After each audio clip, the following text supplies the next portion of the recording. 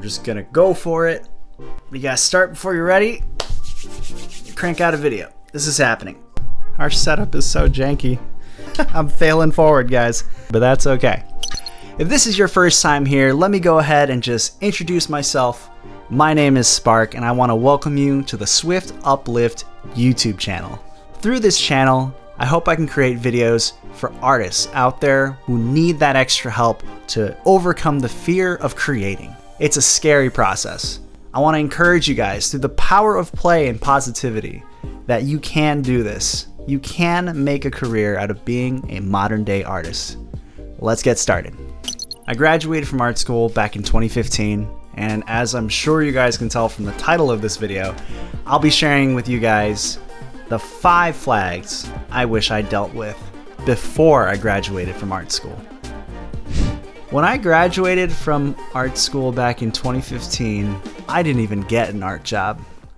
I actually started in a warehouse situation. I wasn't inspired. I got bored real fast. And the whole time I kept thinking, man, what could I have done better to be a successful artist? Yeah, guys, I'm gonna be completely honest with you. This video is gonna be the truth about how unprepared I was coming out of art school. And I'm making this video not to scare you guys from, even considering art school. I think that there's some positives there. I'm hoping that if you clicked on this video, you're wanting to learn something and you're wanting to make sure you're in a better spot after graduating. I know when I graduated, I wished I was in a way better spot. I felt like I was below ground zero. That's how bad I felt coming out of a program saying that you're gonna get a job if you do XYZ. These 5 things I hope you guys are gonna write down, look at every morning, and ask yourself, did I take care of that? Am I ready to get out there and get paid? So it's been 6 years since I graduated from art school, and I'm happy to say I finally made it as a corporate artist, so to speak, and I consider that the finish line. What did I learn? Well, flag number 1, portfolio is king. Your degree is second. Your portfolio is the most important thing you get out of art school. So what do I mean by that, portfolio? I mean, the whole point of college is to get a degree, right? You need a BA, a BFA, a BS, a bachelor's, like some kind of formal degree, formal training, and come out with a piece of paper, basically. And well, I'm here to tell you right now that that degree is secondary. Your portfolio is king. When you go out there into the world, no one's gonna ask you where you went to school. They want to see the work that you're passionate about. Looking back, I realized that when I was a student, that was my time to play. That was my time to create. Luckily, my parents were letting me crash at their place. I was commuting long distance for school every day. This is obviously before COVID happened, and remote learning really wasn't that encouraged. We still had to show up. I really wish I spent more time in the computer labs working on portfolio pieces that I was proud of. Take these words of wisdom, guys. If you're getting into the art field, you're gonna need a way to share your work and to sell your skills and passion visually for others to see. Whether it's through Instagram, through your website, just make a portfolio, guys. If you're thinking about art school, do you have any pieces already that you're proud of from high school? Do you have a portfolio that just hasn't been updated in a while? Well, I hate to say it, but you can't succeed in the art field if you don't have a portfolio proving your passion, improving your experience. So take care of that, guys. Flag number 1 was that portfolio was king, and just getting the degree did not cut it. Flag number 2. So if portfolio is king, connections and networking is queen. You can't have one without the other. If you have a good portfolio, but you don't have anyone to talk to about it, or any potential job opportunities to share that with, then your portfolio isn't going to get you anywhere. Vice versa. If you have all the connections, you got friends working in studios, you got, your teachers who support you, and they're good friends, good buddies, all that stuff, but you don't have a portfolio proving your skills, then you're also screwed. You're equally in as much trouble. So in this flag number 2, connections and networking is so important, guys. So when I was in art school, I didn't really think much of connections and networking. I assumed that getting the degree would get eyes on me and they would come to me. They'd say, "Oh, you got the bachelor's. Why don't you come work for us?" No, that really never happened. The third thing I wish I had known before graduating art school was take future-proof notes. And what do I mean by that? Well, when I was in classes, I would take notes. I'd write in my little journal, or I'd write on the handouts that was provided, right? That wasn't future-proof. Writing on that piece of paper was not future-proof because I don't know where those notes are now. 6 years later, I have no idea where those notes are. If you are taking these classes, let's say you're taking a class you really love and you're learning so much about it. Let me ask you this. Where are those notes? Do you think 6 years later that those notes are going to be there for you when you're working on a client project? When you're on a marketing team and you need to do a project or animation technique that you said you've done before, but you've completely forgotten? I'm being real with you guys. Like, the stuff you learned in school, you're paying thousands of dollars to learn, right? Future-proof your notes, guys. And here are some ways that I recommend. Number 1, use the Google Suite. Go on a Google Docs. Even make a spreadsheet. Compile URLs.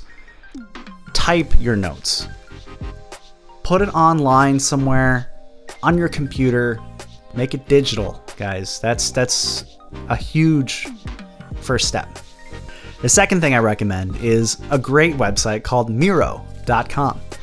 Now, I heard about Miro when it was first called realtimewhiteboard.com, and it was through some of the studio artists in Chicago, and it was a highly recommended collaboration tool for artists. In short, Miro is great because you can take screenshots, you can make sticky notes, you can type notes, you can organize it, you can link it, you can basically use this as your frameless Pinterest.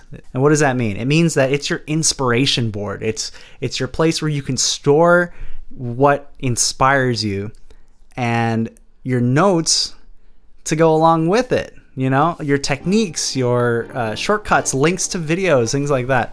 It's a great website and I strongly recommend it.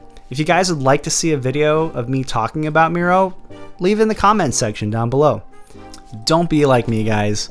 A student who wrote all of his notes in a journal or a sketchbook and 5 years later lost them. You know, future-proof your notes and I promise you will thank yourself later. The number 4 flag I wish I had taken more seriously before graduating from art school was that there were very few, and I mean very few, jobs and internship opportunities at my school's internship fair. Specifically related to what I was studying. I was studying to be a motion graphics artist, and I think there was 1, maybe 2 positions opened. That's a big problem. Like, oh my gosh, that is huge. That is a really big problem. And I did not take that seriously. I did not realize how big of a problem that was. I'm here to tell you guys right now, if you have noticed that there aren't a lot of opportunities for the degree that you are studying, your teachers will not make the job for you.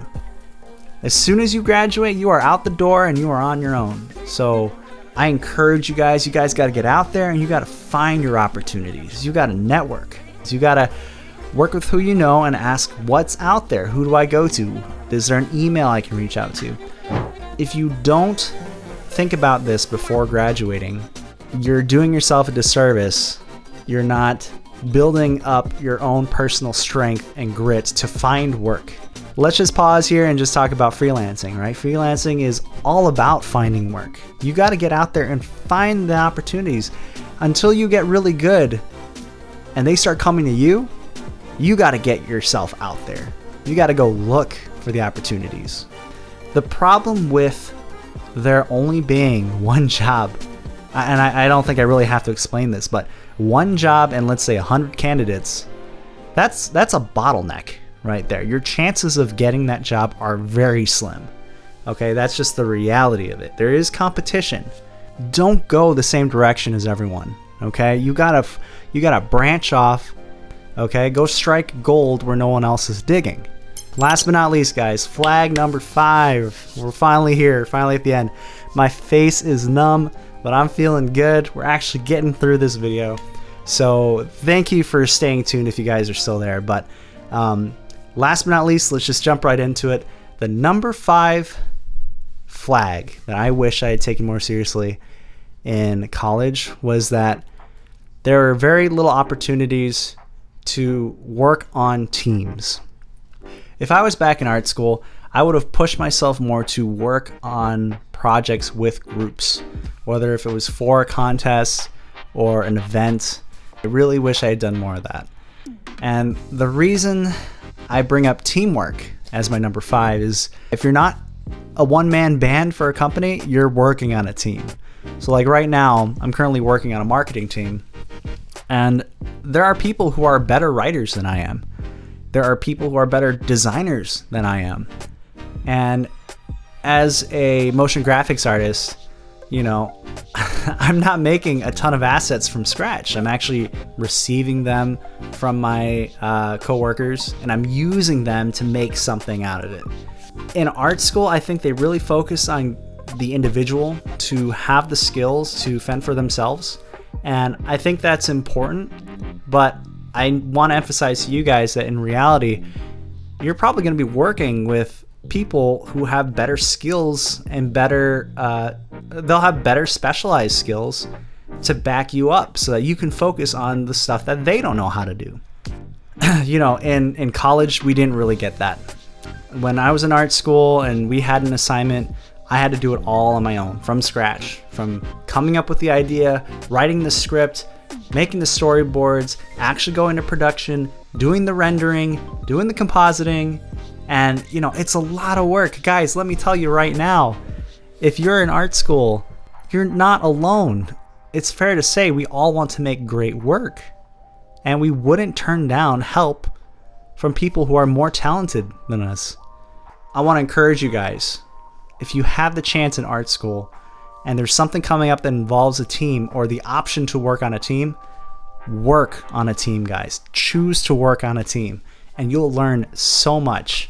Something to think about when it comes to teamwork is that when I worked alone, I found that I was a lot more critical about my standards, about my perfection, and like wanting to be the best I can be every step of the way. And I can tell you right now, analysis paralysis is real. Like, you want something to be perfect right out of the gate. You want it to be the best that it can be. And I think it is very crippling. And I'm sure a lot of you guys who are tuning in can relate to that, you know? Do you find yourself quitting on so many projects because it doesn't meet your standard? Well, through the power of teamwork, I've learned that my standard wasn't the end-all be-all to the project. It was about the team finishing the project. And frankly, if we all sat down and looked at what we made and most of us said, looks good, we made it, then it's good. See, the beauty of teamwork is that everyone is working together on this project, and they're all carrying the liability of its excellence, of being a success. And it's a lot easier to share that burden and to share that stress with others than to put it on your own shoulders, like 100% of it. Like, I think it's very, very real to want a perfect project and then end up losing steam and then end up beating yourself up and then end up dropping the project altogether because it's stressing you out.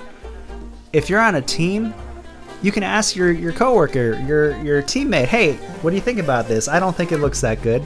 But then they say, no, this looks great. This looks awesome. All right, let's check that off and move on to the next shot.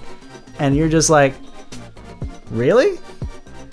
You think that's good? And it's just freeing to know that it's all right. It's good enough. You know, let's move on. Let's take that next step forward. Let's get closer to the finish line. I would have loved to do more team-based projects because you learn so many crucial skills that I'm using as an employed artist. Learning about handshakes, as far as sharing files, sharing workflow. You're getting critiques, you're getting feedback on your proofs. You're taking the next step forward as opposed to 2 steps back, you know? There's a lot of stuff to learn, so work on a team, guys. Work on a team. If you're in school and you want to make a team, reach out to your friends. Ask them if they want to work on a project. If you find the right people who are passionate and wanting to grow, they'll make time. They'll say yes. And you'll be surprised how many people actually say yes. So get out there, make some teams, and make some good work. All right, guys. I've been rambling for way too long, but I want to wrap this up and just say thank you to everyone who stuck around and listened to this. Making this video was a bigger deal than I could ever describe. So I hope you guys enjoyed the content. I'd love to hear what you guys thought. If there's anything specific you want me to talk about, put it down in the comments section down below, and I'll try to make a video specifically around that. I hope that you found this content encouraging. I think this video probably wasn't as positive as I want them to be, but I hope it was definitely down to earth and more realistic, and is somewhat encouraging that, you know, even though I messed up and these are the 5 things I didn't take care of, I still made it as an artist today. So hope you guys enjoyed the video. Again, don't forget to subscribe, don't forget to hit the like button, and I'll see you guys in the next video.